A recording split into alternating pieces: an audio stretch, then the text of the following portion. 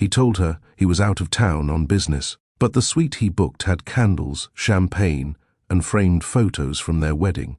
The concierge smiled at her and said, "Happy anniversary, Mrs. Vance." She hadn't ordered any of it. Someone else was meant to walk through that door, but she got there first. Have you ever stopped arguing because you knew the truth didn't need defending anymore? Have you ever walked into a room and realized you weren't supposed to be the one standing there? Welcome to Mr. Charles' Stories, where quiet strength speaks louder than betrayal and dignity writes its own ending. If you believe truth doesn't need to shout to be heard, like this story, share it with someone who deserves better and drop a comment below. She knew, and that was enough. Now, let's begin. Averin Kael Vance had long stopped asking questions, not because she believed everything Kauren said, but because she had learned what silence could teach her that answers never could. After 10 years of marriage, she knew his patterns. She knew his tone when he lied. She knew his posture when guilt tried to wear charm as a mask. And this time, she didn't need to press for clarity. It found her on its own. Their 10th anniversary was approaching. She had been planning something simple, an art gallery dinner, maybe just a weekend in Charleston like they used to. But before she could even bring it up, he said it. "Next weekend I'll be in Colorado Springs, startup retreat thing. 2 days, I'll fly back Monday." She didn't question it, didn't flinch, just nodded. But the hotel did something he hadn't accounted for. They copied her email, like they always had. 3 days before the anniversary, she received it. Subject, sweet confirmation. Happy anniversary, Mr. and Mrs. Vance. Dear guests, we are thrilled to welcome you again to Suite 41C. Your turn down. Service has been scheduled, complete with champagne, rose petals, and anniversary photo decor, as requested. Averin read it 3 times. Then, once more. She closed the email, got up from her desk, walked to the window, and stood there, not shaking, not tearing up, just breathing. She didn't call him. She didn't respond to the hotel. She booked a flight. And that was all. The morning she arrived, the city was colder than she remembered. That Colorado winter chill that pressed through coats and whispered truths into your bones. She wore soft gloves, low boots, and a scarf he'd given her 3 years ago. The irony wasn't lost on her. The hotel lobby was busy but quiet, filled with polite voices and the clink of breakfast silverware. When she gave her name at the desk, the concierge beamed. "Mrs. Vance, welcome back. We've prepared everything just as your husband requested." She smiled gently. "Thank you." The key card slid across the counter.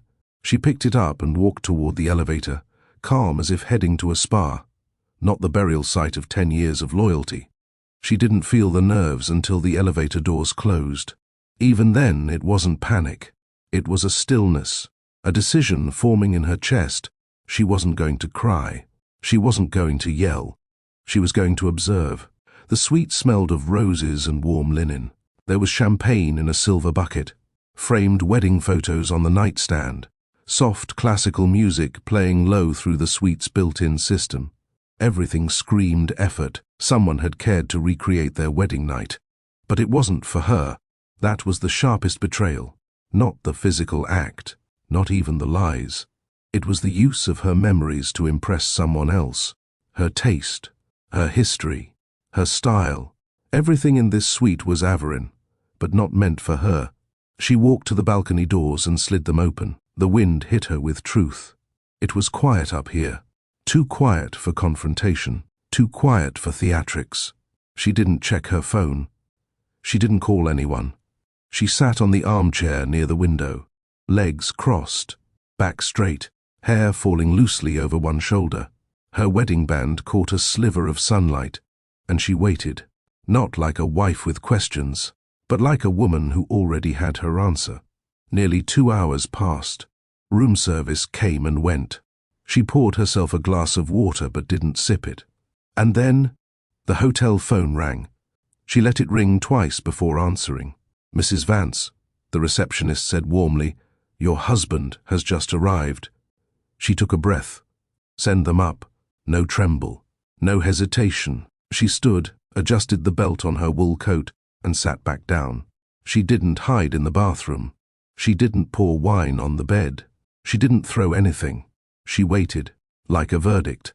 The knock came quickly. Then the beep of a key card. The door clicked open. She heard laughter first, a woman's laugh, high, careless, then a familiar voice, low, smooth, confident, until it wasn't, because the moment he walked in, he saw her. So did the woman. Rena Voigt stopped mid-laugh, her hand still on Karen's chest. She stared at Averin like a child caught stealing candy.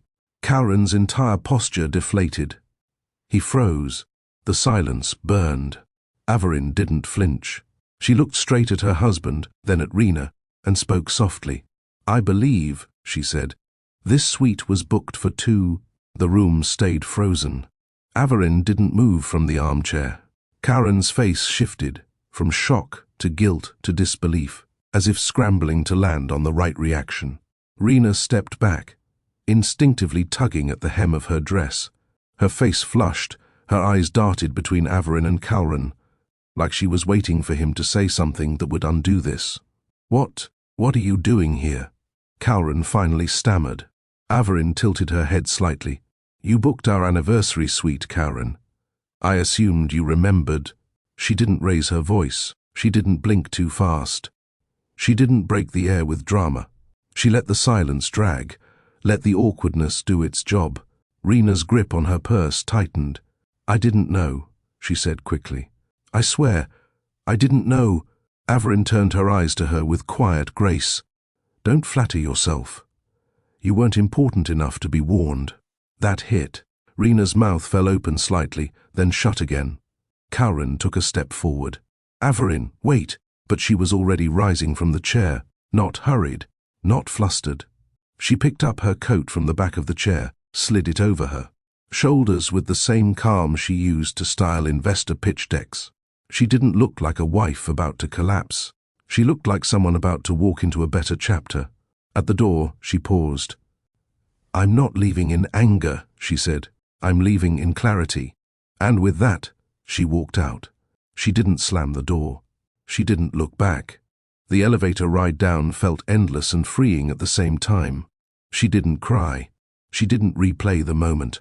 She didn't ask herself why. She already knew. It wasn't about whether he loved her. It was about what he respected.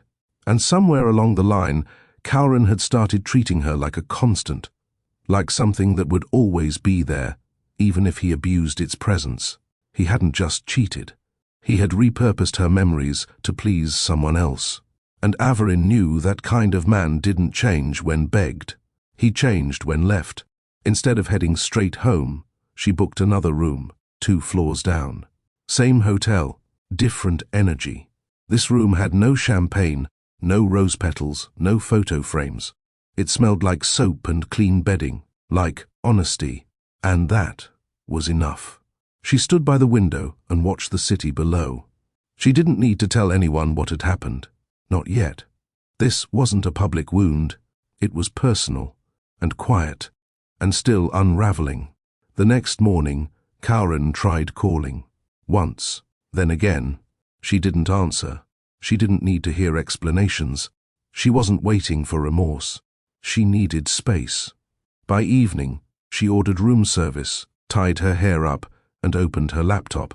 She didn't even realize what she was doing until she started editing an old pitch deck she once co-wrote with Karen, back when he still valued her voice in meetings, back when she wasn't just a supportive figure in the shadows.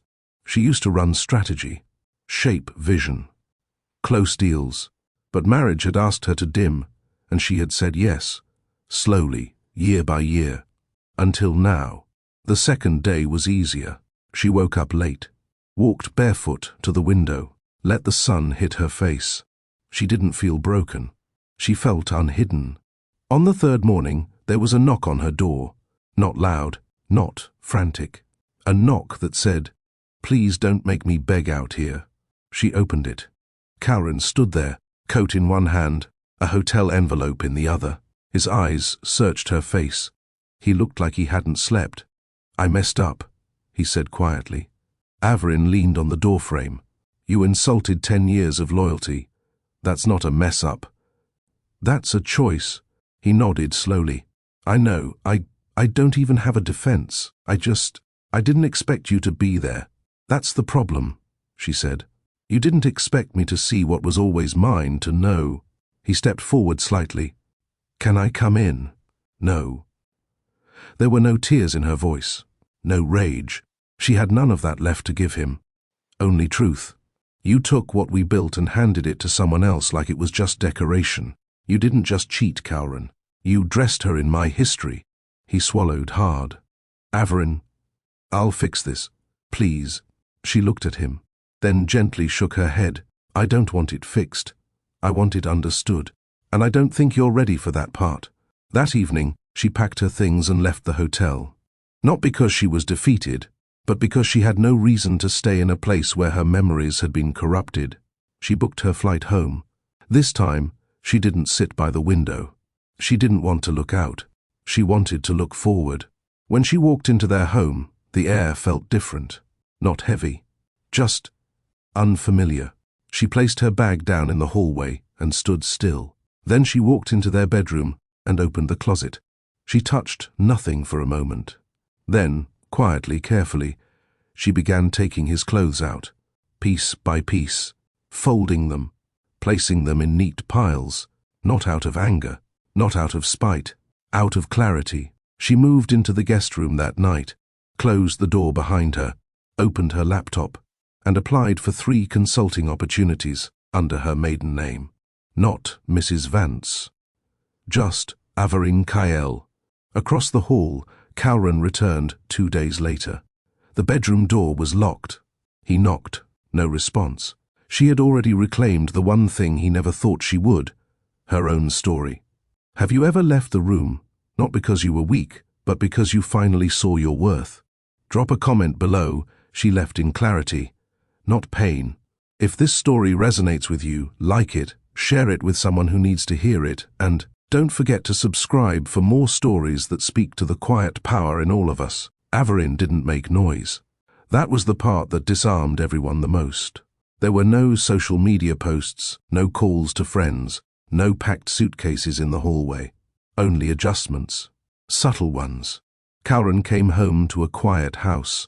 The master bedroom was untouched, but also unopened. The door was locked. The lights were off. He called out once, lightly. Averin? No response. He wandered through the living room. Her scarf was gone from the entry table. The armchair she always used had no blanket draped across the back. Instead, he saw faint signs of her presence elsewhere. Mugs in the guest room, a pair of flats near the study, folders on the dining table. She hadn't left. She'd shifted, and she'd taken her center with her. He knocked on the guest room door. Can we talk? There was silence, then soft footsteps. She opened it halfway. Her face wasn't angry. It was composed, brighter even. I'd rather not talk tonight, she said calmly. Just 5 minutes. She exhaled, but didn't fight. She opened the door fully, stepped back. He entered, glancing around like he didn't recognize his own home anymore. The bed was neatly made. Her laptop was open on the desk. A planner lay beside it, dates highlighted, notes scribbled with precision. She was rebuilding, and he wasn't part of it. I don't expect you to forgive me, he started, but I need you to know it didn't mean anything. She raised a brow. That's worse. What? If it didn't mean anything, then you threw away everything for nothing. He rubbed his hand over his face. I wasn't thinking clearly. I've been stressed, trying to land this funding round. I made a mistake. She stood still, arms folded loosely. You don't get to call it a mistake. You booked an anniversary suite for another woman. You planned it, chose the photos, chose my photos. That wasn't impulse, that was intentional. He opened his mouth, but nothing came out. Because she was right. She walked to the desk, picked up a white envelope and handed it to him. He opened it slowly. Inside were 2 things. 1, a photo of them from their wedding, black and white, smiling, hands tangled under a string of garden lights. 2, a signed consulting agreement with a competing tech firm he'd once mocked for being too small. He blinked. "You're working with them?" She nodded. "They respect my mind. Something you stopped doing a long time ago." "I didn't stop," he muttered. "You did," she said. "The moment I stopped being your priority, I became your prop." His eyes dropped to the floor. She tilted her head, studying him. "You built your brand on the illusion of a perfect marriage. You sold it to investors like it was part of your valuation." His jaw clenched. "And I let you," she added, not with bitterness, but with precision. "But I'm done with that part." He looked up again. "I don't want to lose you. You already did." He flinched. "I want to make it right," he added. She gave a sad smile. "You're not trying to fix us, Calren. You're trying to fix your image of you with me." She stepped back and opened the door. "This conversation is over." He didn't move. She raised an eyebrow. "You can leave with what's in your hand, or stay and lose what little respect I have left." He stepped out. She closed the door and locked it. That night, she slept like she hadn't in years. Deep, peaceful. No wondering if he'd come home on time. No waiting up for late texts. No listening for excuses through a fog of hope. She was free, and the air smelled different. By morning, Averin was already on her third call. The project she'd signed onto was bold, a rebrand for a rising AI company targeting healthcare. They needed strategic marketing, visual overhaul, and internal culture coaching. All things she once did behind the scenes for Calren's company. Unpaid, uncredited. Now, she had her name on the contract. Averin Kyle. Full title. No attachments. Midweek, she sat at a corner cafe downtown. Laptop open, documents spread out, hair in a low bun.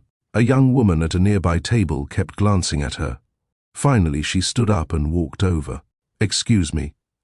Are you the one handling the Everhart rebrand?" Averin blinked, surprised.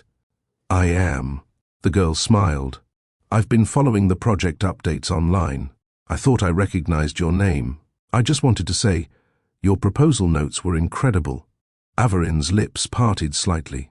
She hadn't heard that in a long time. "Thank you," she said quietly.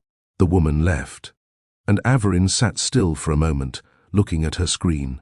Her name on the proposal, her notes on the table, her direction on the front end of something new. She had stepped out of someone else's spotlight and found the sun was warmer without him. That night, Calren tried to enter the master bedroom, still locked. He leaned against the door, head tilted back, eyes closed. He hadn't expected her to go this quiet. He was ready for anger, for tears, even for drama. But this was harder, because she hadn't made noise. She had simply stopped orbiting him, and that silence made him feel smaller than any fight ever could. The next day, Calren booked a table for two at a private rooftop restaurant in the city, a place Averin loved, or used to love. He didn't tell her why, just texted, 8 p.m. Cornerstone roof. Just dinner. Please come. Averin stared at the message for a long moment, not because she was conflicted, but because it didn't feel urgent. It felt scripted, calculated, like he needed to feel like he was doing something. But she didn't need him to do anything. She needed him to finally see her. She replied simply, "Not tonight." No emoji, no signature. That night, while Calren sat alone with a bottle of wine, Averin finished building out her new portfolio site. She chose her color palette, wrote her bio, uploaded screenshots of her past design frameworks and branding work. For the first time in a decade, her name was at the top of something.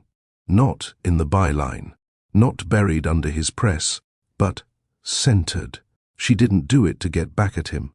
She did it because somewhere along the way, she forgot she had a name outside of Mrs. Vance.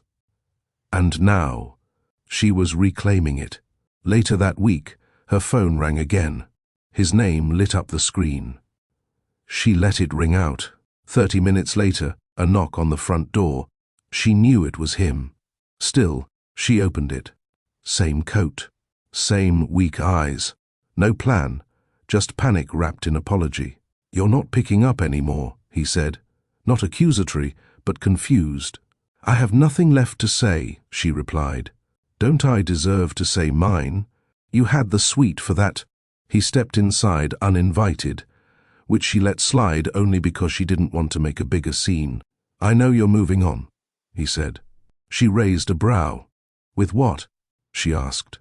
"My life." He paused. "With work, yourself. Whatever this new version of you is." She folded her arms. "It's not new.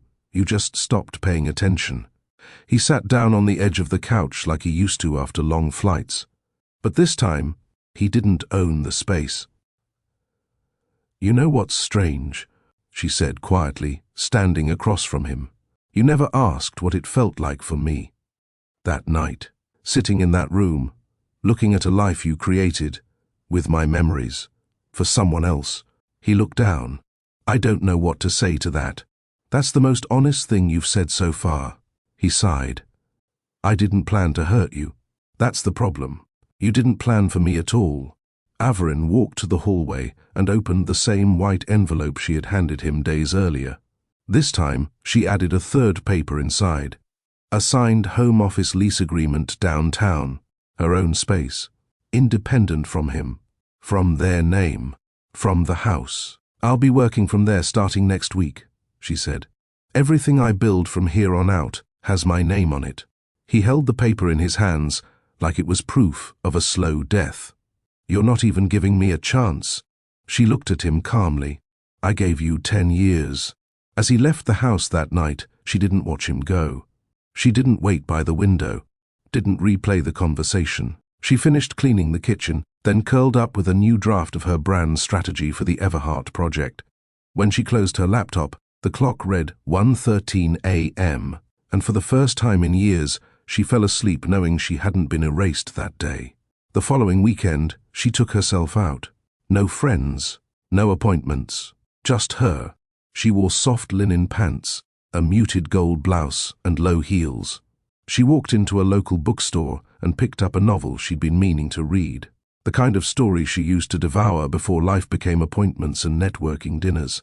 On her way out, she stopped by the small cafe attached to the shop. And there he was again. Same man. Third time in 2 weeks. Table by the window. Black coffee. A paperback in his hand. He looked up, smiled lightly. She gave a nod this time. He didn't approach, didn't interrupt. But he did glance again, just once, when she sat at a table nearby. This time, she smiled back. A few moments passed. She opened her book. He kept reading his, but a sense of calm filled the space between them. And somehow, it didn't feel empty. It felt possible. When she returned home that night, her phone was quiet. No missed calls, no texts, just a string of emails from new clients. She poured herself a glass of water and stood by the window. Across the street, she saw a couple walking, hand in hand, quiet, slow. She didn't envy them. She respected them, because their silence looked shared, not strained. That's what she wanted now. Not performance, not apology, presence. The following Monday, Averin unlocked the door to her new office for the first time. It wasn't large, just a brick-exposed workspace tucked into a 2-story building downtown with a street-facing window and enough space for a desk, a couch, and her ideas. But it was hers. No shared boardroom. No waiting for approval. No quiet erasure at the end of someone else's PowerPoint deck. She stepped in and stood for a moment, listening to the stillness. It didn't echo. It grounded her. Her fingers slid along the edge of the clean desk as she imagined what this space would hold. Visions, strategy maps, client calls, maybe even a small team one day. Not built from resentment, not built from revenge, just something she owned. And if anyone asked, she'd tell them the truth. She started over on a Monday, with her back straight and her name on the lease. By midweek, 3 client projects were moving. Her phone buzzed consistently, not with empty apologies or cryptic updates, but with questions that respected her mind. She met with creative directors, sat in on beta demos, offered insight no one talked over. People listened, and for the first time in years, she didn't have to fight to be heard. At home, Karen tried to play it normal. He still left for work in tailored suits, still came home at 6:45, still placed his keys in the same ceramic bowl by the door. But there was a difference now. She no longer made eye contact in the hallway. She didn't ask how his day was. She didn't leave coffee for him in the mornings. She was civil, respectful, but distant. Their home had stopped being theirs. It was two lives running parallel under one roof. One evening, he brought home takeout, her favorite, from the Vietnamese place in Midtown. She found the bag on the counter with a note. Didn't know if you'd eaten. Thought of you. She placed the container in the fridge, untouched. There was a time when that would have softened her, when she would have texted back a thanks, maybe even warmed it up for both of them. But that kind of softness required trust, and trust didn't live there anymore. Later that night, Karen hovered outside the guest room door again, knocked softly. "Can we talk?" She opened it halfway. He stood with both hands in his pockets. His suit jacket was off, his shirt slightly wrinkled, his face drawn, like he hadn't been sleeping. She waited. "I feel like I'm losing you for good. You are." His throat bobbed as he swallowed. I don't know how to get it back." She stepped into the hallway. "You don't." His mouth parted, confused. "You can't get back something that only ever existed in your head," she continued. "I was there. You were performing." He stared at her like he didn't recognize the woman in front of him. Because he didn't. He'd spent so long with the version of Averin that adapted, adjusted, and smiled through disappointment that he never noticed the day she stopped bending. This version was clear-eyed, straight-backed, unapologetically present, and completely out of his reach. He nodded slowly. "I understand." "I don't need understanding," she said. "I need distance." When she closed the door, he didn't knock again, and for once, she didn't hope he would. The next morning, she left earlier than usual. The cafe near her office had the best lavender chai, and she planned to finish her storyboard sketches there before her 10 a.m. call. She slipped into a corner booth, set up her things, and opened her laptop. 10 minutes in, she felt a pair of eyes on her. She looked up. Rennick, again. This time, across from her, sitting alone, hands wrapped around a warm mug. He gave a small nod. She smiled, unbothered by the familiarity now. He raised his mug slightly in greeting, then looked down at his tablet. Still no pressure, still no conversation, just quiet recognition. 15 minutes later, as she packed up to leave, he stood too. Not close, not following, just walking out in the same moment. At the door, he held it open. "Morning," he said finally. His voice was warm, gentle. She paused. "Good morning."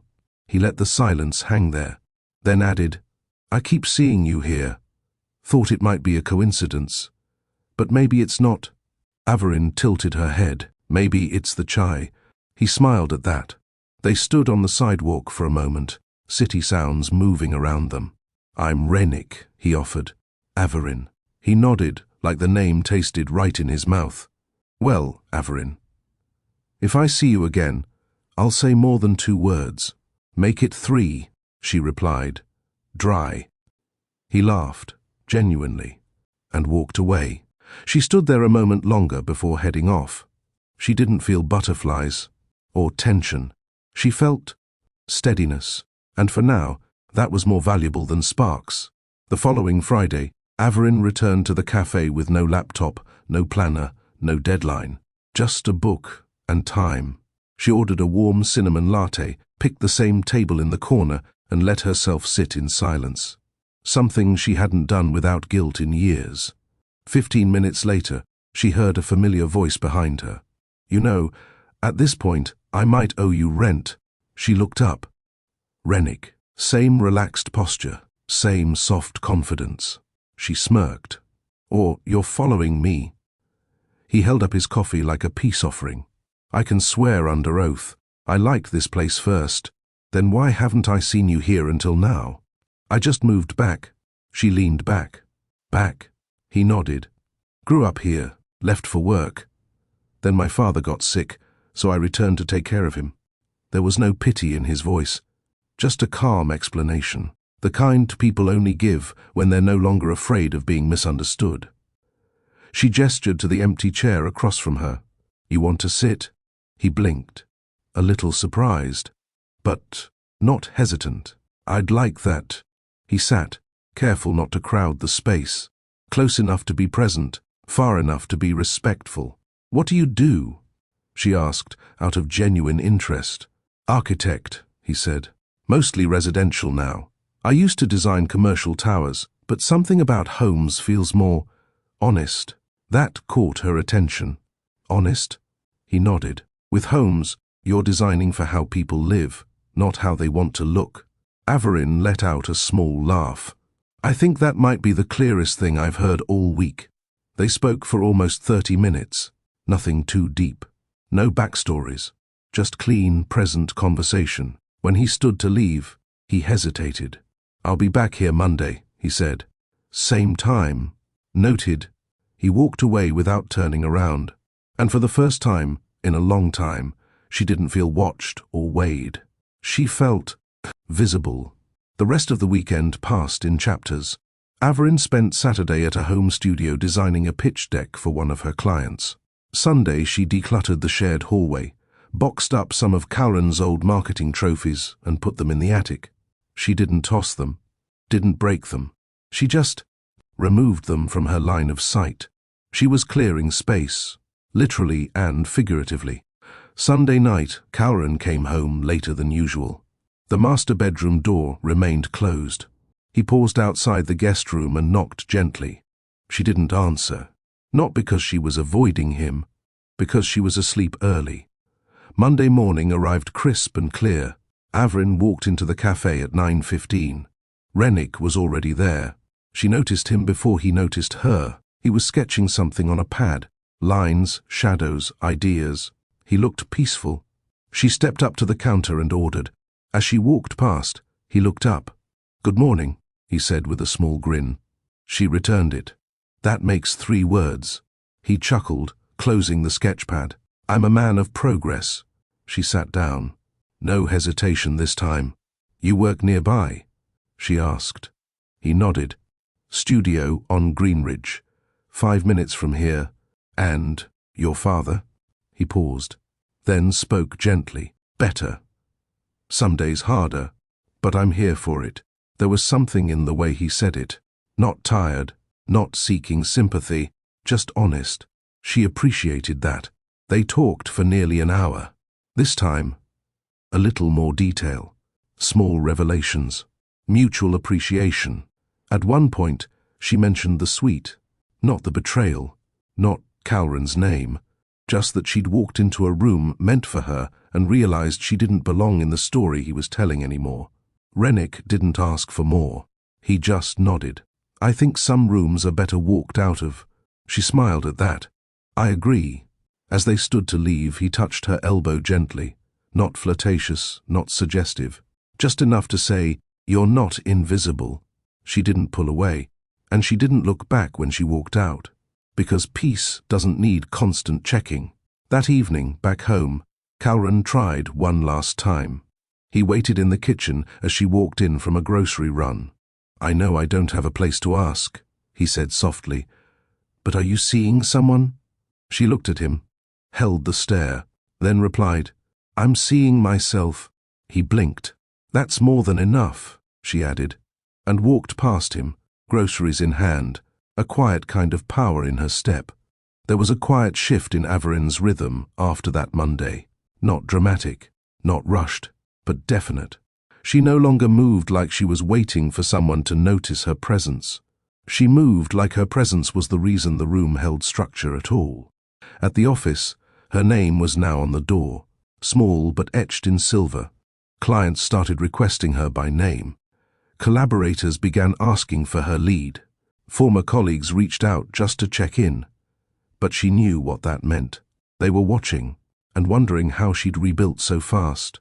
But it wasn't fast, it was intentional. Because she hadn't just survived something, She'd walked herself out of the life she was told to be grateful for. Wednesday morning, she arrived early, earlier than usual. She wanted time alone before the calls started. She hung her coat on the rack, opened the blinds, and set her phone face down on her desk. The office smelled faintly of eucalyptus from a diffuser she'd brought in. The plants by the window were thriving. Even the coffee machine seemed more generous lately. She looked around and felt something rare. Safety, not comfort, not control. Just safety. The kind that doesn't need explaining. At 9:45, her phone buzzed. Not a client. Rennick. I'm by your building. Passing through. No pressure. She smiled faintly, typed back. Come up. She hadn't even thought about it. 5 minutes later, a soft knock. When she opened the door, he stood there in a navy pullover, jeans, and paint on his knuckles. Site visit, he said with a grin, holding up his hands. She stepped aside. Don't touch anything expensive. He laughed. He didn't look like he was trying to impress her. That was the charm. He glanced around. This is your space? All mine. He walked slowly, taking it in. You know what I like? He said finally. There's no filler, no fake stuff. Everything here looks like it belongs. She watched him as he said it, because that's exactly how she'd built the space. Not for decoration, for alignment. He pointed to a framed note near her desk. It was a print of one of her own quotes, something she had scribbled during the first pitch she gave after leaving Karen. If you need to beg to be seen, you're already invisible to the wrong people. He read it, then turned back to her. You really wrote that? I really lived that. She didn't mean to say it that directly, but it landed softly. He didn't press for more. He simply nodded. I like that you're not trying to prove anything in here, he said. Feels like this space is doing it for you. Averin stepped around the desk, leaned back against the edge, and crossed her arms loosely. Why are you really here? Rennick looked at her. No dodge, no smirk. I was hoping I wasn't wrong about how I felt when I saw you. Her brows lifted. He added, There's something different about you. You don't flinch when things get awkward. You let silence stand. And when you look at people, you're not performing for them. She tilted her head. Is that rare? For me, it is. They stood like that, across the room, neither one pushing. It wasn't a confession. It was a recognition. And she didn't step closer. She didn't fill the silence. She let the moment be whole without needing to stretch it. Finally, he said, I should head back, but if it's not too strange, I'd like to take you somewhere. This weekend. Where? He smiled. Not a sweet. She huffed a laugh. That's a low bar. He shrugged. It's honest. Averin watched him walk out, and for the first time since the suite, she didn't feel like she needed to look behind her to see what she'd left. She already knew. That night, she opened a new journal. She hadn't written in months, but something about that moment in the office called her back to the page. She wrote 3 lines. I do not want performance. I do not need punishment. I want quiet, steady peace, and someone who stays still with me in it. She closed the book, and for once, her peace didn't feel like loneliness. It felt like presence. Saturday came with sun and soft wind, the kind of weather that felt like a quiet nod from the world. Not dramatic, just kind. Averin stood in front of the mirror, adjusting the collar of her light trench coat. She wasn't dressing to impress, just to feel aligned. Loose black pants, a soft cream blouse, a single gold ring. No heels, just balance. Her phone buzzed. Rennick. No rush.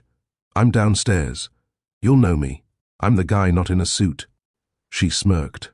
She picked up her bag and stepped outside. Rennick was leaning against a navy grey car that looked 10 years old but taken care of. Windows down. Music low. His shirt sleeves rolled. Hair slightly wind-tossed. He looked up and smiled. Right on time. I didn't want to keep the architect waiting. Smart move. We're touchy about timelines. He opened the passenger door for her. Not showy, just natural. As she sat, she noticed something unexpected. She wasn't nervous, and that surprised her. They drove north, out of the city, into a quieter stretch lined with trees and small signs for antique shops and family-run diners. After about 30 minutes, he turned down a narrow lane that curved into a gravel path. Ahead sat a quiet structure, part wooden studio, part open-air courtyard. It wasn't a home, not yet, but it had the bones of one. Averin stepped out slowly. "You brought me to a construction site." Rennick laughed. "Almost. It's a redesign project I'm consulting on." He gestured toward the unfinished framework of what would become a family space. "This used to be a mess," he said. "Rotten floorboards, broken foundation. They were going to tear it down. And you stopped them?" He nodded. It didn't need to be destroyed, just needed to be seen differently. He looked at her then, not casually, like he meant something more than what he said. They walked the space slowly. Averin ran her fingers along unfinished beams. "You have to imagine it as something whole before it is," she said softly. Rennick glanced at her. "That's exactly how I feel about people." They sat on the edge of the framing, looking out over a stretch of wild grass and quiet hills. No buildings, no noise, just stillness. "I like this," she said. "What part?" "All of it. The not trying. The open air. The fact that we don't need to perform to fill the space." He nodded, eyes on the field. "We get sold the idea that tension means interest, that chemistry has to be chaos." She turned toward him. "And I think safety's the real spark. You just notice it slower." They sat like that for a long time. No hands reached. No flirtation pushed.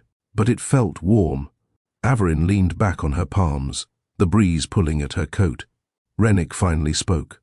"I don't need to know what happened. Not unless you want to say it." She looked at him, steady. "Someone I loved. Took what I gave and built someone else's moment with it." He nodded. "I didn't yell. I didn't fight. I didn't try to outshine her. You just left the room." "Exactly." He paused, then said gently, "Good." She looked at him. "Because a woman like you doesn't beg for space. She becomes the space." It was a simple statement. But something inside her relaxed. Not because he complimented her, but because he understood her. Without needing her to perform grief to be believed. They left an hour later. He didn't ask to drive her anywhere else, didn't push for dinner, or linger at the door. He parked by her place and waited until she unbuckled her seatbelt. "Thanks for coming," he said. "Thanks for inviting me." He offered her a small smile. "I meant what I said, by the way. Some people are the space." She stepped out and looked at him through the open door. "I don't need the suite anymore." "I didn't think you did." She closed the door, walked inside. No pause, no regret, just presence. That night, she curled up with her journal again. This time, the page wasn't about pain. It was about alignment. "I am no longer explaining my worth in spaces where I feel unseen. I am not waiting for a call to tell me I matter. I am not wondering if he notices my absence. I am full, present, and heard." She closed the book, and the quiet felt like healing. Averin stood in front of her bathroom mirror on a Wednesday morning, brushing a light layer of powder across her cheekbone. No event, no meeting, but she did it anyway. For herself. A simple detail, 5 minutes of care. She adjusted the collar of her blouse, then paused. Her reflection looked steady. Not just well-rested, not just clean. Steady. She touched her ring finger. Empty now. No tan line. No ghost imprint. Just skin that had learned not to carry someone else's symbolism anymore. Downstairs, the house was quiet. Karen was still out of town, supposedly for a speaking engagement in Austin. He hadn't said much before leaving, not that she asked. She no longer tracked his movements. She didn't wait for doors to open, didn't jump at the sound of keys turning. If he was a presence in the house, he was background noise, not rhythm, not foundation. By 10 a.m., Averin was deep into a brand campaign draft. Her team had grown, 2 part-time assistants, one junior creative. She still ran every idea through her own filter, though. Every word that left her desk had to carry weight, because now everything had her name on it. There were no more safety nets. No spouse's reputation to fall back on. No corporate sponsor in the background calling in favors. This success lived and died with her work. And for the first time in a long time, she liked that. Midday, her assistant popped in. "You've got someone in the lobby. Says he's not here for business, but looks serious." Averin stood, smoothing down the sleeves of her blazer. "Name?" He didn't give one. But he said, "You'd know." She didn't need more than that. Rennick. She walked downstairs and found him exactly where she expected, standing with hands in pockets, expression soft, posture calm. "Didn't know you were swinging by," she said, smiling. He shrugged, was nearby. "Thought I'd see if you had 10 minutes. Or 15. She nodded toward the sidewalk. "Walk with me." They stepped out into the crisp air. She noticed how he walked beside her, not ahead, not behind. Matched her pace without comment. Made space without making it awkward. They strolled half a block before either of them spoke. "I like seeing you here," he said finally. "In your element." She glanced over. "Why?" "Because you look like you don't owe anyone anything in that building." She laughed lightly. "That's accurate." He looked over at her. "That's rare." They reached a corner and stopped near a florist's shop. Bouquets lined the window, catching the light. "I wanted to ask you something," Rennick said. "Quiet now." Averin leaned against the glass. "Go ahead. Would you come with me this weekend? It's not a date. I mean, it could be. But that's not the point." She raised a brow. "What's the point, then?" He looked slightly sheepish. "My father asked me to bring someone. He's meeting with some old friends, small thing. But he's been asking a lot about who I spend time with. I don't want to give him a rehearsed answer." She paused. "You want me to come as the truth?" He nodded. "Exactly." She didn't answer right away. Not because she was unsure, but because she was absorbing it. The tone of it, the intention behind it. There was no push, no proving, just a soft ask. And she found herself saying, "Yes." That Saturday, Averin wore navy. Not black, not beige, navy. Strong, but soft. Rennick picked her up early.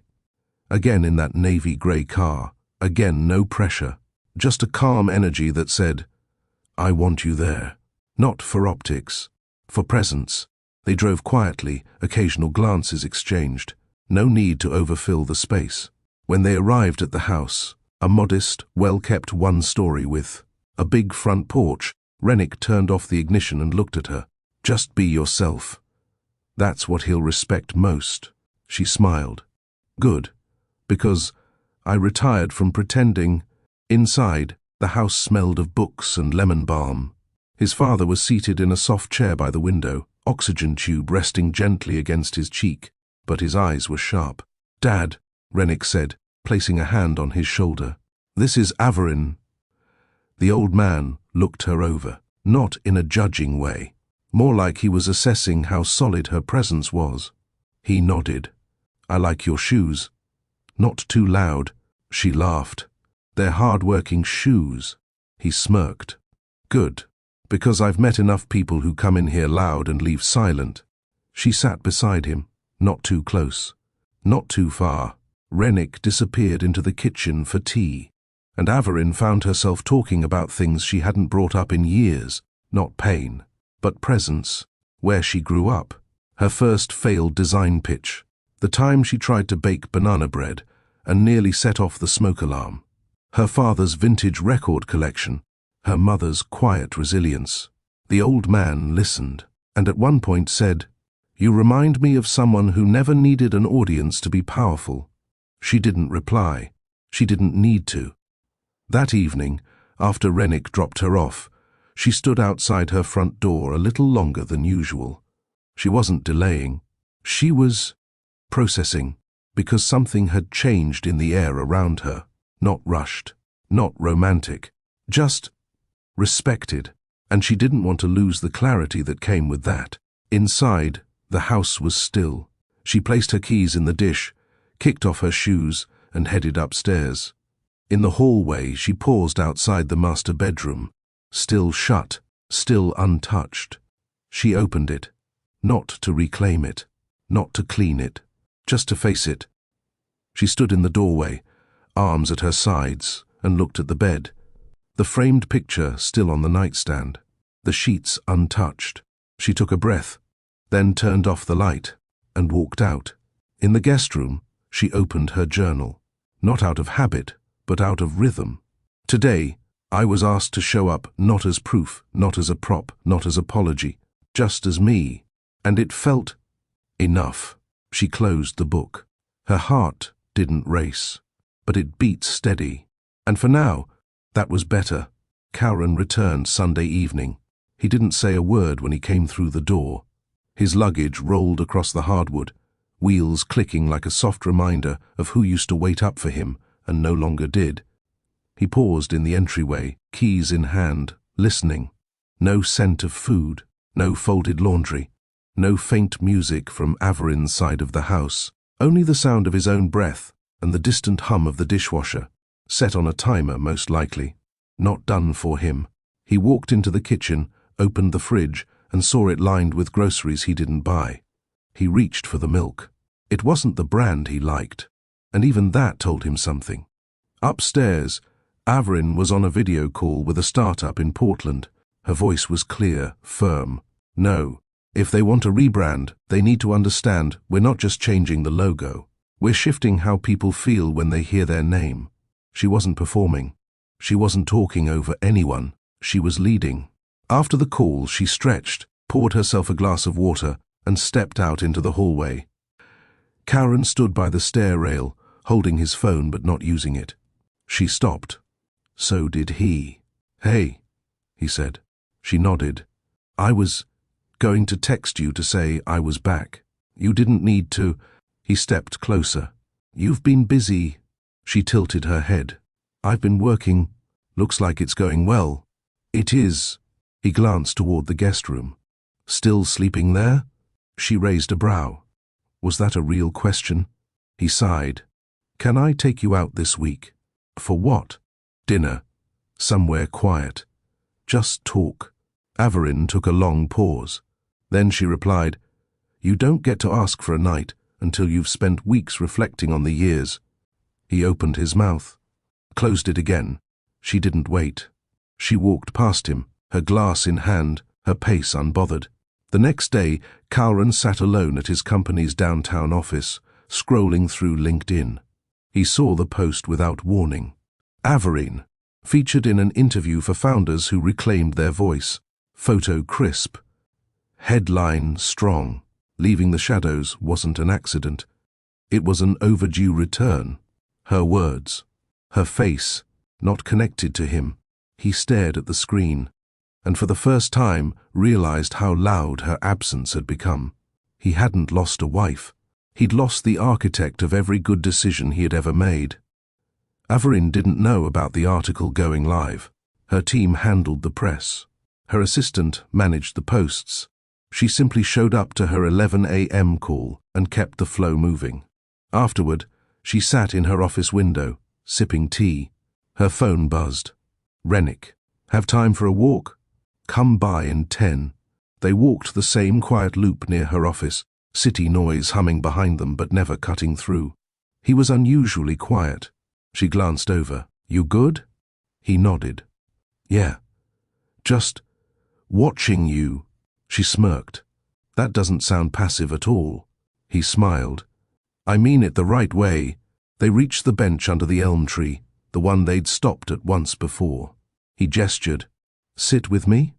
They both sat, wind brushing past. Rennick looked down at his hands, then said, "I've been thinking about you." She stayed quiet. "About what it feels like to know someone who doesn't need me."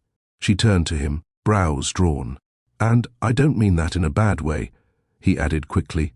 "I mean, it's rare. Most people want someone to fix something, prove something. You don't do that. You just exist like you already won." Averin's voice softened. "I didn't win, Rennick. I walked away before I lost more. He nodded slowly. And now, she continued, I don't need someone to rescue me. I need someone who doesn't distract me from myself. He looked at her carefully. I think I could be that. Think? I know. They didn't hold hands, didn't lean in, but something exchanged between them. Not love, not yet, but understanding. That evening, Averin returned home and passed by the dining room table. Karen sat there, dinner uneaten. He looked up, tired, unsure. I saw the article, he said. She paused at the doorway. He stood. You didn't even tell me. Was I supposed to? No, I didn't expect it. That's your pattern, Karen. You didn't expect me to leave, didn't expect me to grow, didn't expect me to thrive. He said nothing. You kept thinking I was a constant, but I was a compass, and you ignored the direction until you lost the map. He swallowed hard. Do you hate me? No. He looked up, startled. I don't hate you, she said, but I also don't recognize the version of me that stayed with you that long. That cut deeper than shouting ever could. She walked away. No storm, no chaos, just closure. Upstairs, she lit a candle, sat with her tea, opened her journal. I no longer answer to absence. I don't seek noise. I am not returning to anything that left me standing alone in a room built from my own memories. She placed the pen down. The flame flickered. And the quiet stayed. The first time Averin stepped into Rennick's studio, it felt nothing like Karen's world. No floor-to-ceiling glass panels, no cold steel, no design aesthetic curated to intimidate. Just sketches pinned to corkboards, open windows, tools scattered where they'd been used, not staged for display. It was a space made for building, not posing, and that difference settled her. She stood in the center of the main room, her eyes drifting to the layout plans and rough models spread across the table. This is where it happens? She asked. Rennick closed his laptop and leaned on the table with both hands. This is where the mess leads to something honest. She walked around slowly, pausing in front of a partial rendering of a cabin. Small, tucked into a wooded lot with a wraparound porch and soft lines. Nothing flashy. What's this one? Mine, he said. I've been drawing it for 3 years. Is it real? Not yet. But one day, it will be. Built it in pieces. Whenever I'm not trying to meet someone else's deadline. She looked up. It feels lived in. That's the goal. He watched her as she took it in. Not with awe, not with praise, but with presence. Averin didn't flatter. She observed. And when something mattered to her, you knew. She turned to face him. You want to build homes for people, but you've already been doing that, haven't you? He raised a brow. You've been offering space where people can be themselves, she said. And that's rarer than a blueprint. He smiled, slowly. Are you always this disarming? Only with people who don't try to control the outcome. Later that afternoon, they sat on the rooftop terrace just above his studio. 2 mugs of coffee. 1 shared blanket. No music. They looked out over the neighborhood skyline, quiet rooftops, balconies with laundry, a few potted plants on windowsills. She turned to him, steady. Are you afraid of me? She asked, without a hint of teasing. He took a second to think. No, not even a little. I'm afraid of doing something that would make you disappear, he said. But I'm not afraid of you. She held his gaze. Good. That night, Karen was home. He'd stopped asking questions, stopped trying to make offers. He knew now, her silence wasn't a tactic.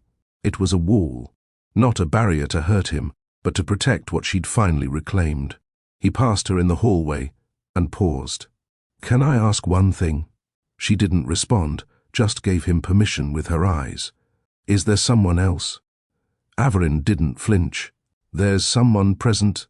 He nodded slowly. Does he know what happened? He doesn't need details to treat me with care. Karen stood quietly, absorbing the weight of her answer. You're really gone, aren't you? I left the moment I realized my forgiveness would only delay your next offense. She didn't say it with venom.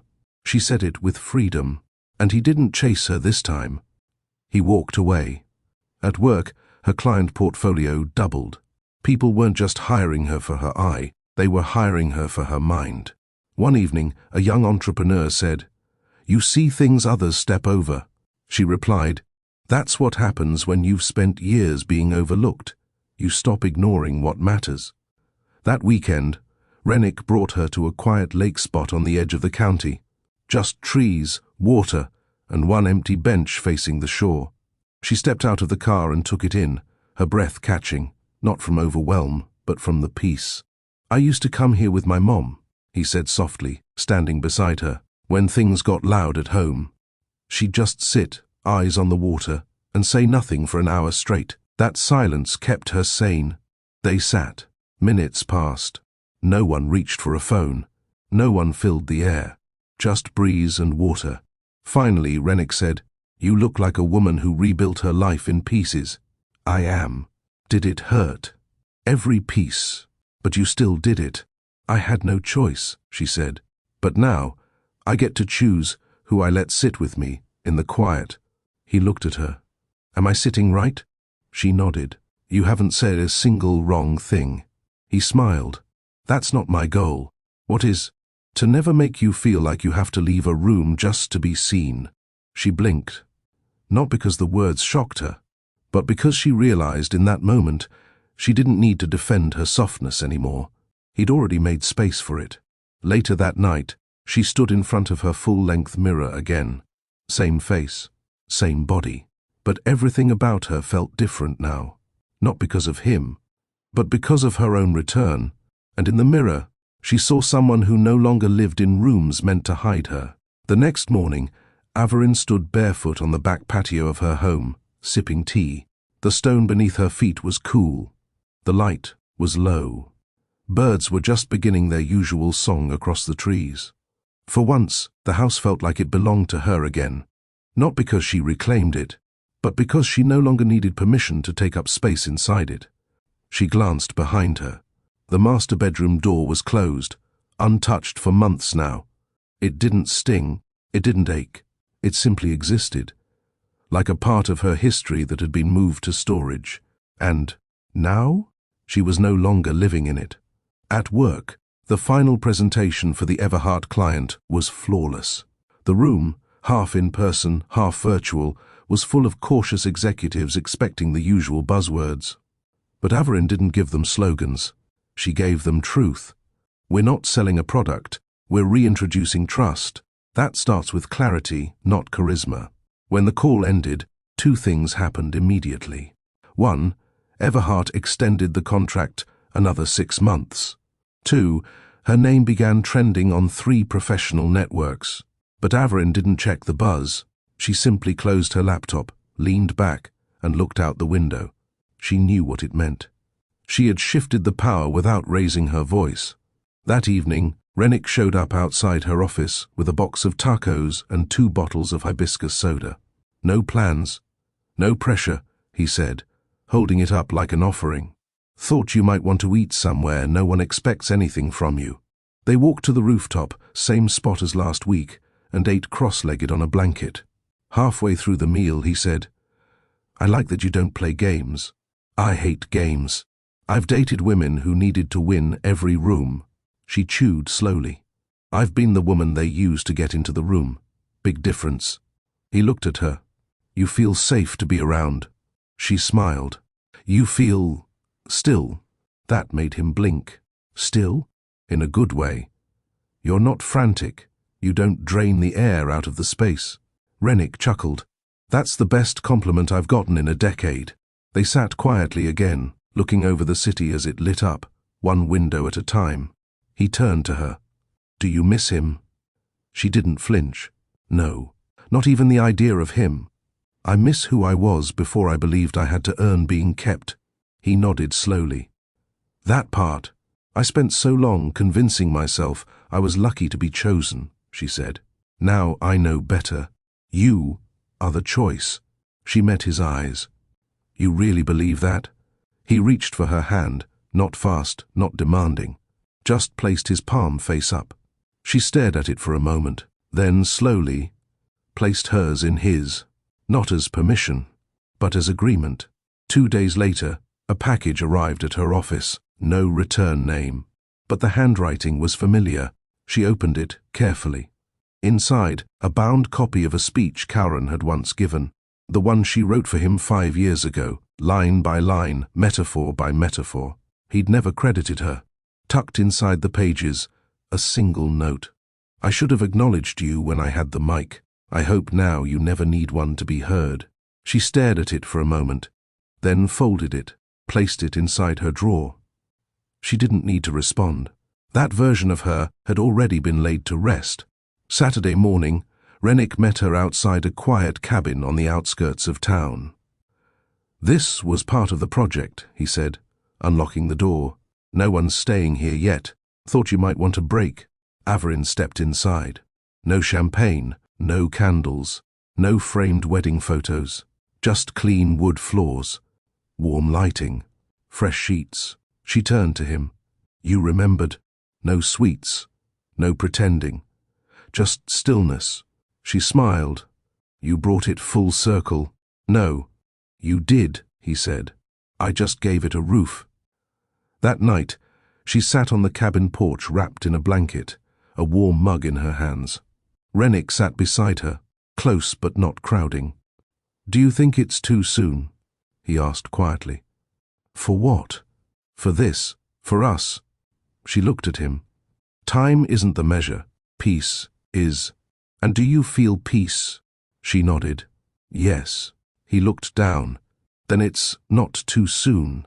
She leaned her head on his shoulder. No performance, no flashback, no doubt. She had walked through fire, and somehow, without screaming, she'd emerged whole. Not because someone pulled her out, but because she'd stopped waiting for someone to notice she was burning. Drop a comment below.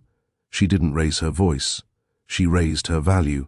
If you believe healing can happen without shouting, and power can return quietly, like this story, share it with someone who's been through the fire and came out softer, not smaller. And if these stories speak to your heart, don't forget to subscribe, like, and turn on notifications. There's more truth, more strength, and more heart coming your way. Only on Mr. Charles Stories. Monday morning brought stillness but not silence. Averin stood in front of her office window, a steaming mug of black tea in hand, the city waking slowly beneath her. There was something different in the air. Not an announcement, not a storm, but a signal. She wasn't rising anymore. She had risen. When she turned from the window, her assistant was already in the doorway, wide-eyed. "Someone's in the lobby." Corporate security tried to stop him, but he said he'd wait all day. Averin didn't blink. "Name?" He wouldn't give one. "But he's holding a bouquet. The exact mix you mentioned once. Lilacs and daisies." She didn't react visibly. But inside her chest, a single chord tightened. She walked down slowly. Not because she was uncertain, but because she wanted control of her pace. When she stepped into the lobby, there he was. Kauran, wearing a charcoal blazer, not pressed. Face unshaved. Tie gone. But it was the bouquet that hit her first. Lilacs and daisies. The ones from the suite. Only not that sweet. From Brooklyn. From the apartment she once called home before him. A detail he'd ignored for a decade, now remembered too late. He stood as she approached. "I'm not here to make a scene." She nodded once. Then, "We're aligned." He offered the flowers. She didn't reach for them. He set them gently on the table between them. "I heard about the cabin. You're following me now." "No." "Your name came up in conversation." "People are watching, Averin. They're seeing. That's different." He exhaled slowly. "I don't have a speech. I wouldn't listen to one." "Then I'll say this," he said. "You were the only real thing I ever built, and I let my ego walk all over that foundation." She didn't speak. "I thought I needed admiration. I thought I was outgrowing you." She raised a brow. "And then I realized you had stopped shrinking to keep me comfortable." She tilted her head. "Keep talking." He swallowed. "I was jealous, not of you, of how you could love without needing to dominate. There was a pause. I couldn't handle your quiet power, he admitted. And now I see that's the only kind that lasts. She picked up the flowers, held them for a second, then handed them back. You're not the villain, Calren, but you're not my future either. He took them slowly. You used to call me your safe place. She looked him in the eye. That was before I knew safety isn't where you go when you're tired. It's where you don't have to be afraid. He stood there, holding the bouquet like it weighed more than it did. I'm proud of you, he said finally. You don't have to be, she replied. You just have to let me go. She turned, walked away, never once looking back. Upstairs, Rennick texted. Lunch at the lake? I brought your favorite. On my way. She left her office without rush, without noise, but with something bigger than both, clarity. The lake was still, and so was he, leaning against the hood of his car, sleeves rolled, picnic bag in hand. She approached. He held out a small sandwich container and a bottle of her favorite ginger soda. Don't say I never pay attention. He smiled. You always do. They sat on the wooden bench facing the water. No small talk, just presence. Halfway through lunch, Rennick said quietly, You don't owe me any updates about today, but if you want to talk, I'll listen without needing to fix it. Averin took a breath. Calren showed up. He nodded slowly. How'd it feel? Like he finally saw what he broke, but not what it cost. That's usually how it goes, Rennick said. People see the wreckage, but not the rebuilding. She watched the water ripple as a breeze picked up. I realized something, she said.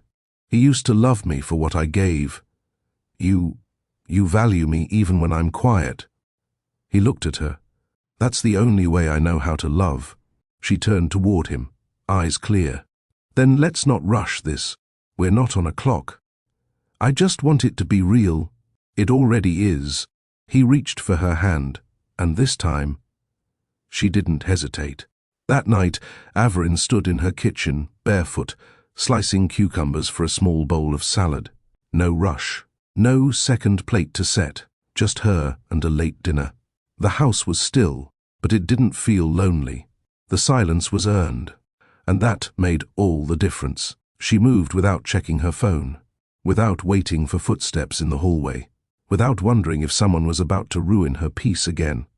Every slice of that cucumber meant more than she ever thought it would, because it was the first time in a long time that peace wasn't something she prepared for someone else.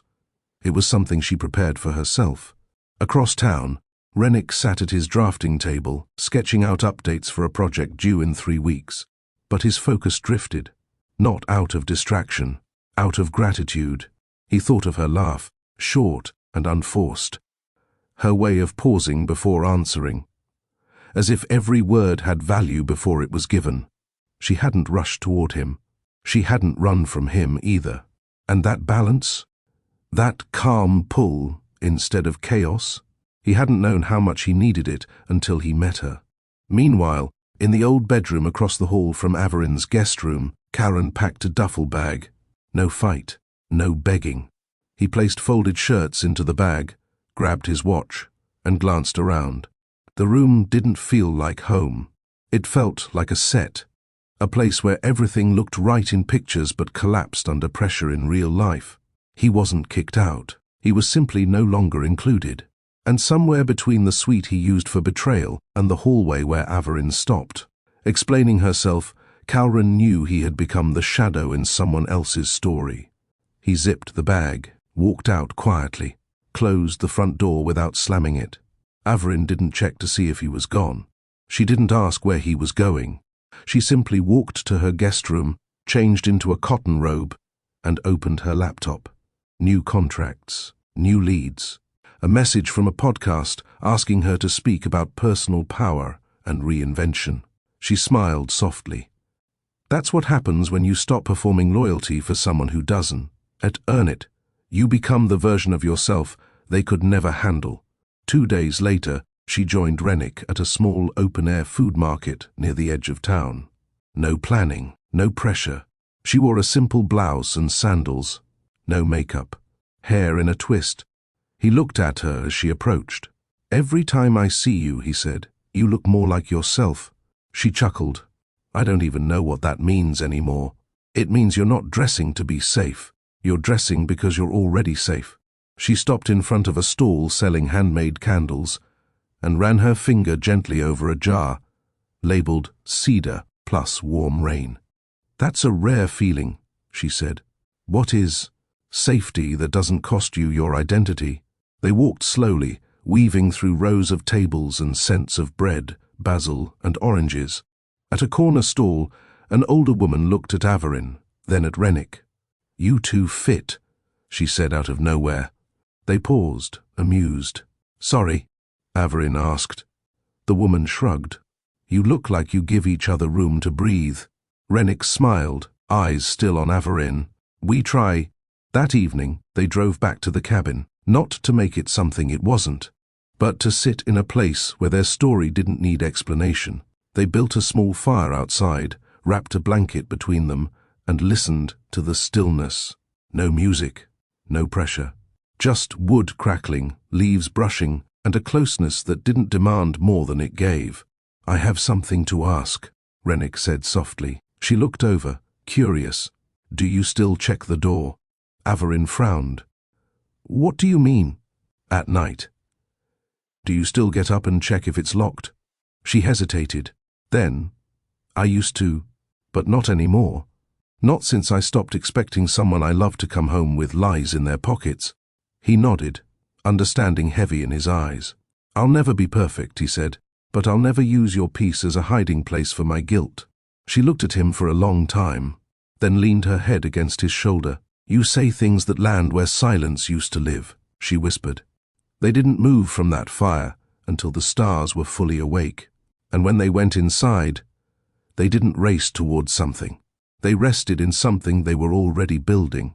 Averin hadn't worn white in a long time. Not since the wedding. Not since the day she stood at the altar, believing commitment meant protection and that wearing white would mean something sacred to the man who stood beside her. But this morning she wore a soft white linen dress. No lace, no jewelry, no message. Just light and clean. She wasn't reclaiming the color. She was redefining it. Her calendar was clear for the day. She had planned it that way. She'd scheduled 3 strategy sessions back-to-back the day before so that today she could leave her phone in the kitchen drawer, untouched. She needed space, not for escape, but to listen to herself without interruption. Mid-morning, her doorbell rang. Not a buzz, not an impatient knock, one soft chime. When she opened the door, Rennick stood there with a slow smile, holding 2 iced coffees and a folded paper bag. I brought you the good croissants, he said. The ones that flake all over your lap but are worth it. She stepped aside. That's a strong opening. He held up the bag like a trophy. Flour on my jeans is proof of effort. They sat on her porch, legs stretched out, backs against the wall. The neighborhood moved quietly around them. A kid's bike clinked by. A dog barked twice and fell silent. Wind danced through the trees without asking for applause. Have you ever had a day like this? She asked suddenly. He turned toward her. Like what? Where nothing is broken, nothing needs fixing, and you don't feel guilty for resting. Rennick took a slow sip. I used to think rest was weakness. Now I think it's the prize. Averin nodded. Took me too long to figure that out. By early afternoon, they moved inside, sat on the rug in her living room, flipping through an old photography book she hadn't touched in years. She paused on a photo of a woman sitting at a train station, alone, with her eyes closed. Look at her, Averin said. You don't know if she's waiting for someone or choosing not to board. Rennick studied it. Maybe she's both. Averin turned the page. That used to be me, sitting still, pretending to be patient, when I was really just scared to leave. Rennick placed his hand over hers on the book. You left. Eventually, he squeezed gently. That's what matters. Later, they cooked together, not as an event, not as a test, just 2 people chopping vegetables side by side. Rennick laughed when he misjudged the pepper flakes, coughing while she waved the air with a kitchen towel. He looked at her through teary eyes. I almost died for flavor. She handed him water. You'll survive. You've made it through worse. True. I once wore skinny jeans in July. She smirked. That's not bravery. That's poor judgment. He pointed at her with a spatula. You're the only person who scares me a little. She smiled. That's how you know it's real. Dinner was quiet. Not because there was nothing to say. Because they didn't need to fill every second. After clearing the dishes, they sat outside again, this time with warm mugs of chamomile. You ever think about who you were 5 years ago? He asked. All the time. And what do you feel? Gratitude, she said, for leaving the rooms that made me question my worth. He nodded slowly. And sadness too, she added. Not because I miss those people, but because I let myself stay that long. Rennick turned his body fully toward her now. If it helps, he said, you don't carry any of that anymore. What do I carry then? He answered without blinking. Presence, clarity, and quiet power. She didn't respond. She didn't have to, because that was the most accurate thing anyone had said to her in years. That night before bed, she opened her journal. She didn't need to document every detail. She wasn't writing to remember the day. She was writing to remind herself what it felt like. Today, I was loved without decoration, no performance, no stage, no fear. Just two people sitting in the truth without trying to control it. This is what being known should feel like. This is what I'll protect. She closed the journal, turned off the light, and slept, arms wrapped around nothing but peace. The next morning, Averin didn't wake up to an alarm. She didn't wake up in reaction to anything. No buzzing phone, no pacing. Husband, no mental list of things she hadn't done well enough. She woke up in rhythm. Soft light filtered through the curtains. Her robe was where she left it. Her shoulders felt light. She stepped into the kitchen and started her tea. And for a brief moment, she stood still, hand resting on the counter, just taking it in. She hadn't known what peace would look like, but now she knew how it sounded. Quiet, honest, uninterrupted.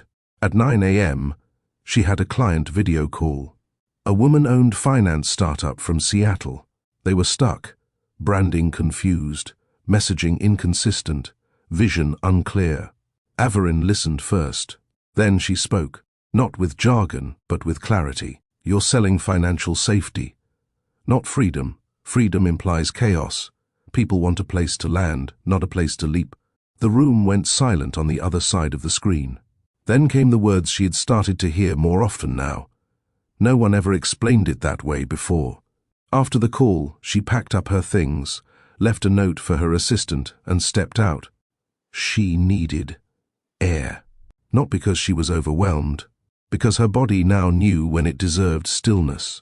She walked through a nearby street market, bought herself a string of dried lavender, paused to try a sample of citrus honey from a local vendor.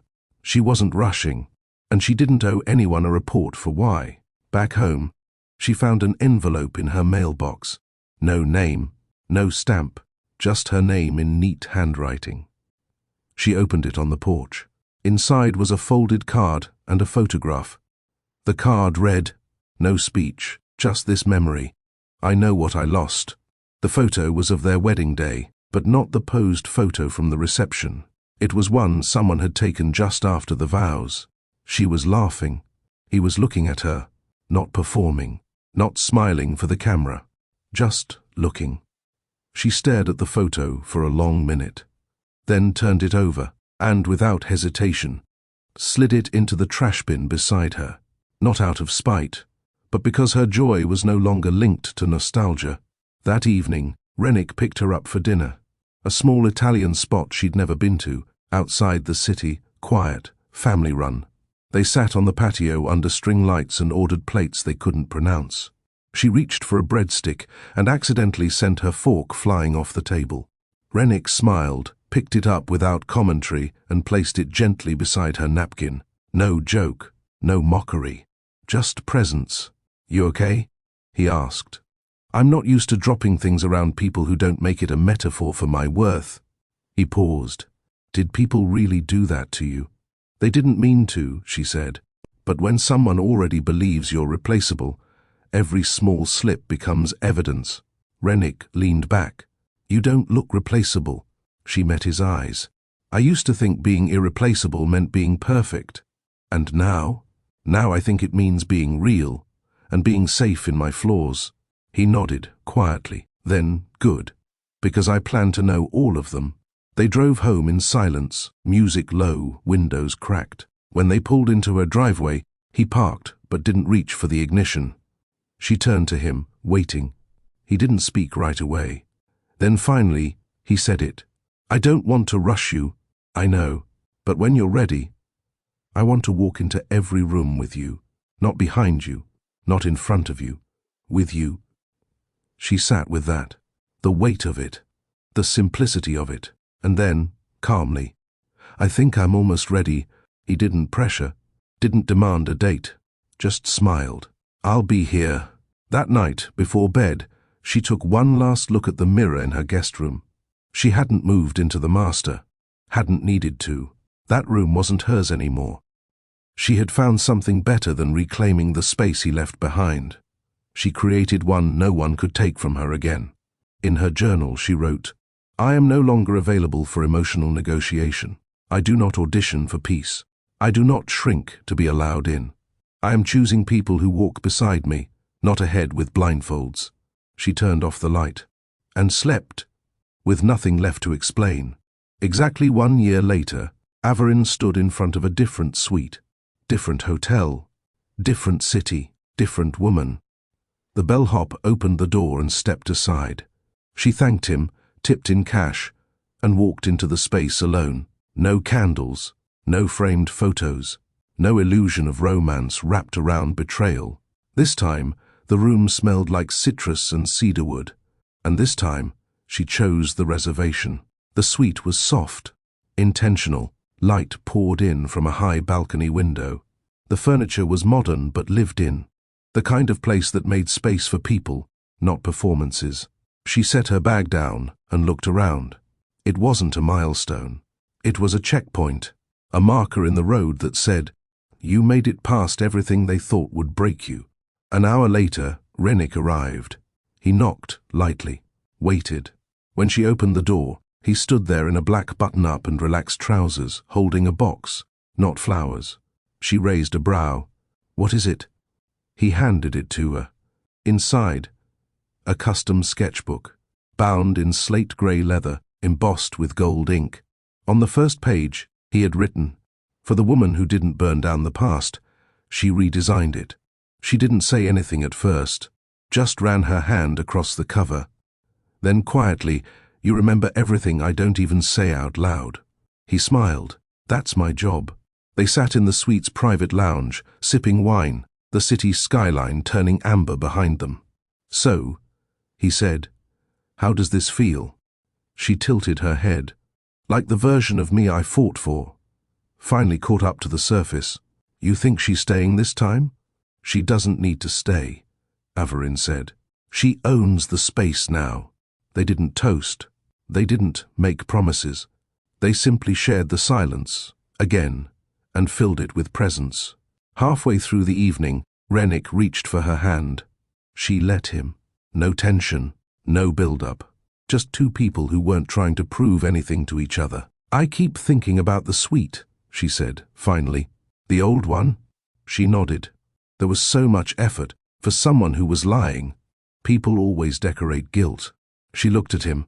Is that what you think love looks like? Quiet and undressed? He leaned back. I think love shows up with a bag of groceries and a question like, do you want to eat together or sit in silence? She laughed. That's not poetic. He grinned. It's honest. Poetry comes later, after the dishes. By midnight, the city outside was asleep. But they weren't. They sat on the floor beside the couch, shoulders touching, shoes off.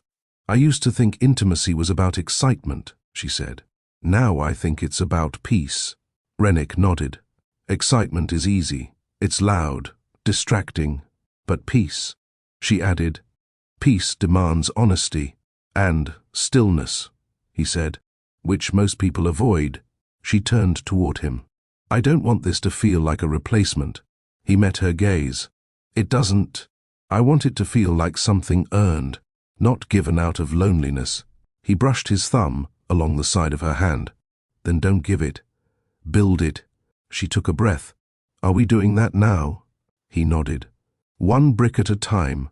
That night, they stayed up talking until their voices softened. No expectations. No rituals. Just slow truth.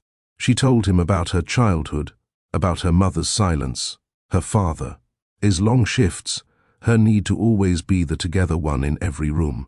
He told her about a woman he once thought he loved, who never once asked him how his day was when it didn't involve her. They weren't exchanging wounds.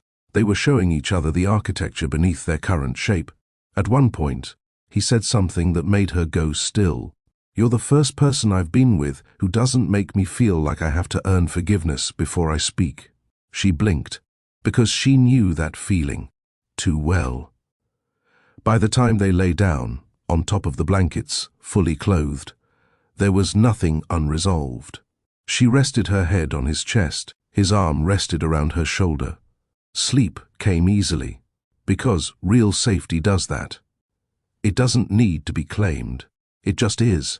Averin didn't wake up startled.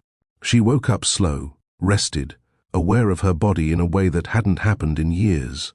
The warmth beside her wasn't performative. It was real. Rennick was already half awake, blinking slowly, hair tousled, still in his shirt from last night. No rushed movements, no awkward tension, just comfort. Morning, he murmured. She let her voice stay soft. You snore. He smiled with his eyes closed. Only around women I trust. They stayed in bed longer than planned, talking about nothing and everything. How he used to hate licorice. How she still couldn't sleep with the bathroom light off. How people rarely notice others unless they need something. Rennick wasn't in a rush to impress her, and she didn't need to prove anything anymore. This wasn't the aftermath of a fight. It was the middle of something whole. Later that afternoon, they walked to a nearby market. No matching outfits, no hand-holding for show, just side by side. Averin carried a small paper bag with coffee and grapes. Rennick bought a pencil set and a croissant. They sat on a bench by the river, watching an older couple argue gently about which train to take. You think we'll end up like them? Rennick asked, tearing a piece of the croissant. I hope not, Averin said. They still care too much about the train. I want to care more about the journey. He nodded, passed her a piece of the croissant. She took it without hesitation. Small exchanges like that mattered now. They weren't sugar-coated, they were sincere. Back in the suite, Averin sat at the writing desk and opened the sketchbook he gave her. On the second page she wrote, The worst part wasn't the betrayal. It was realizing I betrayed myself by making excuses for him. She paused, then wrote more. But I forgive myself now. Not for what happened. For staying so long in a room I'd already outgrown. She closed the book and turned to find Rennick watching her. What? She asked. He shrugged. You're quieter when you're strong. That's not always a good thing. It is when the silence isn't bitter. She smiled faintly. You always speak in symmetry. He came over, leaned on the desk beside her. Balance matters. That evening, a quiet knock interrupted them. Room service. But Averin hadn't ordered anything. She opened the door, and her smile disappeared. Standing there, nervous, holding a bouquet of roses, was Calran, her ex-husband. Rennick stayed in the background, arms crossed, watching. Calran cleared his throat. I didn't know you were in town. Averin raised a brow. Yet you found me. I asked the hotel, said it was urgent. She stepped aside from the doorway, but didn't invite him in. You have 5 minutes. He looked surprised. That's it? Time is expensive now. Calran stepped in, his eyes darting to Rennick, then to the sketchbook on the desk, then back to Averin.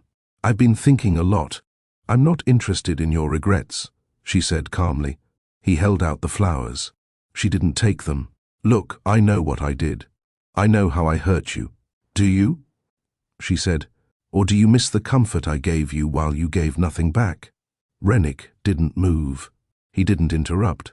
He just stood there, presence steady, quiet. Kauren's voice lowered. I still care about you. Averin met his gaze. You cared about convenience.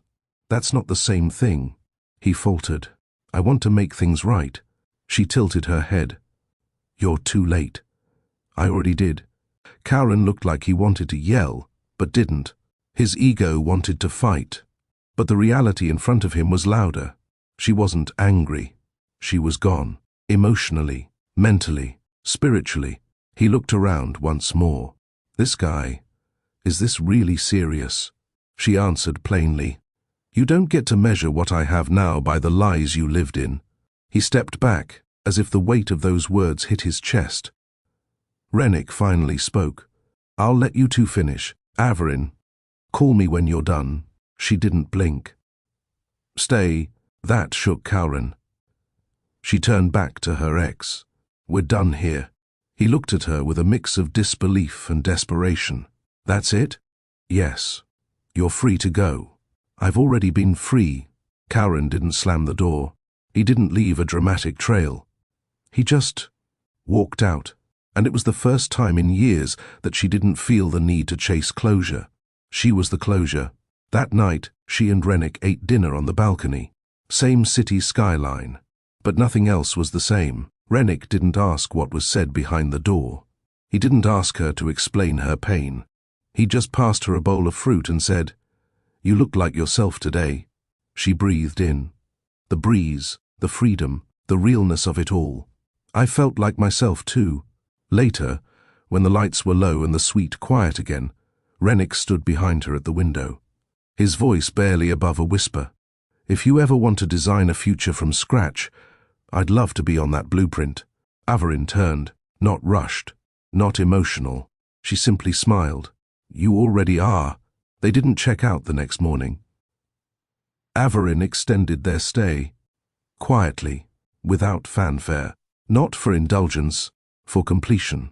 Something about the room, the city, and the way she'd reclaimed both demanded one last day. She needed to leave, but not rush. She needed to go, but not run. And Rennick, he didn't ask for anything. He only offered presence and patience. Rennick made her tea. She sketched by the window. They didn't speak much, but when she handed him the sketch pad, the page said, You don't owe me gentleness, but thank you for giving it. He didn't write back. He drew a sun, a real one, with shadows, with corners, with a small heart inside the middle. She laughed when she saw it. It was silly. It was sweet. It was theirs. Averin walked into her first architectural meeting since the divorce that afternoon. Not for a job, not for a pitch, but to return the final proposal sketches she'd delayed turning in. It was symbolic. She handed over the files to the board and smiled. One of them, a woman in a plum-colored blazer, leaned forward. You look steady. Averin tilted her head. I feel that way. Another said, We thought you moved to another city after the headlines. I moved to a better story. They blinked, unsure whether it was sarcasm or strength. As she stepped out of the building, a stranger walked up, early 30s, clean-cut, nervous. Ma'am, sorry. You're Averin Lorne, right? Yes? I know this is odd, but my sister used to follow your interior design blog before it went offline. She said your post about designing for dignity got her through a bad breakup. Averin blinked. That was years ago. She remembered. The man hesitated, then held out a folded paper. She passed last winter. She left this in her journal. I was cleaning out her apartment and saw your name trending this week. Thought maybe you'd want to read what she wrote. Averin took the paper. The handwriting was smudged. The ink faded at the edges. If I ever meet Averin, I won't thank her for her taste. I'll thank her for showing me that you can walk away from ruin, still beautiful. Her eyes stung, but she kept her voice even. Thank you for bringing this. The man nodded and walked away quickly, as if afraid to make it awkward. Rennick was across the street, leaning on a black rental car, watching the exchange with quiet curiosity. When she crossed over, he simply asked, Everything okay? She held up the note. I've never felt more seen. That evening, Rennick packed his small suitcase. "I've got to be back for a meeting tomorrow." Averin nodded. They stood by the door. No dramatics, but no emptiness either. He spoke first. "Thank you for trusting me." She replied, "Thank you for being trustworthy." He stepped closer. "Are we stopping here?" "No," she said. "Are we rushing forward?" "No." He leaned in. His lips didn't touch hers, just hovered near her cheek. "Call me when you want a real goodbye," she whispered. "Or when I want a real beginning." He left, not with distance, but with direction. The next morning, Averin returned to the suite. Alone, one last time. The room had already been cleaned, but the balcony door was slightly open, as if welcoming one last breath. She stepped out, closed her eyes, remembered the version of herself who once sat here on an anniversary night, waiting for a man who never showed, who chose another. And then she opened her eyes to a completely different view. Same skyline, but this time it didn't dwarf her. She didn't feel abandoned. She felt anchored. On the glass table sat a folded note with hotel stationery, her name written in sharp, even strokes. She opened it. It was from Rennick. "The first time I saw you, you were looking out over this city like it owed you nothing, and now you stand here, owning your silence. I didn't fix you. I just witnessed your return to yourself." She pressed the note to her chest, then folded it again. She left the suite key beside it. No need for locks anymore. What mattered couldn't be closed off. Averin didn't go home yet. Not quite. She made one last stop before leaving the city, a small art supply store tucked between a deli and a laundromat on East 49th. The owner, an older woman named Myra, had once helped her pick brushes when she could barely afford pencils. Now, she walked in quietly. Myra looked up and gasped.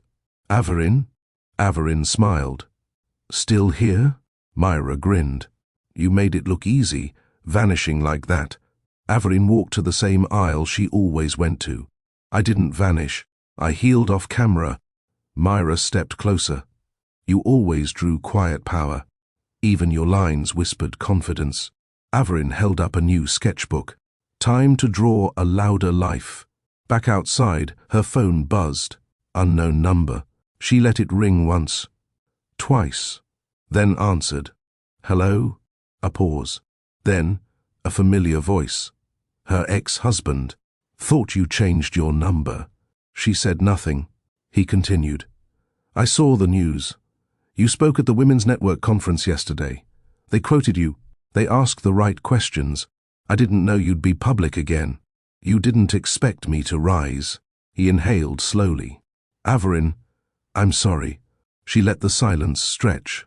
"You're apologizing to ease your guilt, not to return my dignity." "I already reclaimed that." He sounded smaller now. "Did you ever love me?" "I did. I just stopped once I saw myself clearly." Click. 2 weeks later, she moved into her new space. Not grand, not oversized, but hers. She painted one wall a soft terracotta and hung the sketch Rennick had drawn, the silly sun with the heart in the middle. It made her smile every morning. She didn't frame it with glass. She wanted to touch it when the days felt cold. On her desk sat the letter from the stranger's sister. Beside it, the folded note from Rennick, and a small card from Myra that read, "Never forget who found the color again." One Saturday, while unpacking a delivery, the buzzer rang. Rennick. He stood there, holding 2 coffees and a bag of pastries. "No flowers this time," she teased. "I brought substance. Flowers can lie. Bread doesn't." She laughed and let him in. They sat on the floor, eating on unpacked boxes. She noticed he kept looking around, checking if you regret downsizing. He shook his head. "I'm seeing how you finally fit a space built for you, not for someone else's status." She stilled, then softly said, "Stay a while." He didn't answer. He just stayed. Later that evening, it rained gently, not stormy, just soft enough to make the windows hum. She lit a single candle. No overhead lights. Rennick stood at the threshold of her bedroom. He didn't move closer. He waited. She looked at him from across the room, then reached her hand out. He walked in. No urgency, just reverence. They didn't speak. She let herself be held, not claimed. Held, and in that stillness, something profound happened. She stopped remembering the anniversary suite as a symbol of pain. It became something else. A turning point, a threshold, a place she walked through, not to escape, but to return to herself. They say when a woman chooses herself, the whole world shifts. But here's the truth. It doesn't shift instantly or loudly. It shifts in hotel rooms with silent confrontations, in folded notes left on balconies, in coffee on cardboard boxes, in gentle eyes that don't rush healing. Averin didn't plan to be a lesson, but she became one, not because she burned bridges, but because she crossed them barefoot and kept walking. She didn't get revenge, she got peace. And when the city whispered her name again, she smiled, because now she knew who was listening. Before you scroll away, take a moment with me. What if one quiet decision could change the entire trajectory of your life? Averin didn't scream. She didn't beg. She didn't burn down the suite. She stood. She walked. And she healed. In public, yes. But more importantly, in private. If you've ever felt dismissed, replaced, or silenced, know this. You don't need to win the loudest argument. You need to win your peace. Comment. I choose my peace if you believe walking away with your dignity is louder than staying with your pain. Subscribe if you want more stories that don't just entertain, but speak to something real in your life. Like this video if you felt even one moment of quiet strength resonate. Share this story with someone who needs a reminder. Sometimes the best comeback is no comeback at all. Thank you for watching Mr. Charles Stories. We'll see you in the next one.